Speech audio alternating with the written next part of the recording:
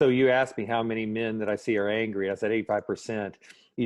I would say it's even higher with the father wound, John, because it's just an epidemic fatherlessness in our culture. There are rare exceptions, John, where a man had a father who was present emotionally, physically present. But many of us had a father who was either there physically but not emotionally, right? Or he was absent, right? He was gone. He left our family. Or he was there, but he was working. He was out doing his hobbies. He just wasn't there. And if he was at home, he had no idea how to connect and relate to us. And so we have a lot of men who have that father wound, right? They don't know if they've got what it takes. They don't know how to be a father. They don't know how to be a husband. It was never modeled. And so again, they're afraid. I don't know what I'm doing. That feeling that you don't know what you're doing for a man, that's hard. And guess how that manifests itself? Again, anger. But what's under the anger? Fear that I don't know what I'm doing, that I'm a screw up, that I'm not going to be good enough. And when a woman tries to be helpful and tries to coach a man, tell a man that he didn't get this right, here's what he should have done. If they're not careful, what they're doing is saying, see, you're inadequate. You don't have what it takes. And a man he's going to withdraw. He's going to try harder at first, but then he's going to withdraw.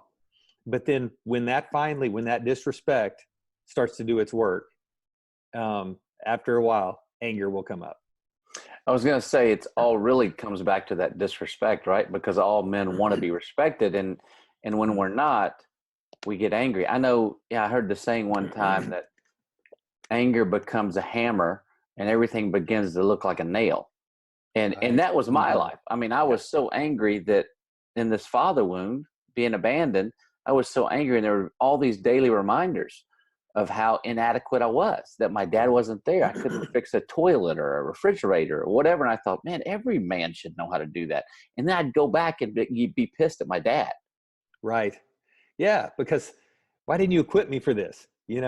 It's, how many men that I meet that they're afraid they will never sign up to go to the men's fishing retreat or the fishing trip, or they don't want to go fishing with their buddies because they don't know how to fish.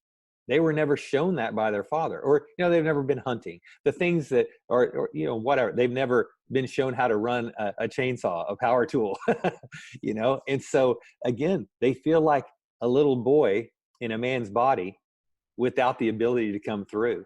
And then you get pissed off. Why didn't you show me this? Why wasn't someone there to teach me these things? And even if a father, let's say he was engaged in your sports, right? And that's how he connected. That a boy, and he was proud of you. And so you got the affirmation when you did well on the football field. Well, what happened when you didn't do well? All right. Was he still encouraging and affirming? Or did he make you feel like you weren't good enough? Right. That's the first question. But the bigger deal is, so he's engaged in your sports, but did he engage with you emotionally about how to connect with the opposite sex? So that when you're growing up and you're trying to relate to your 17-year-old daughter, or you're trying to relate to your, 35-year-old wife, how do you do that? Because you never taught me those things. And yeah, that just fear of inadequacy, fear of not measuring up, fear of not knowing what we're doing, it manifests as anger usually.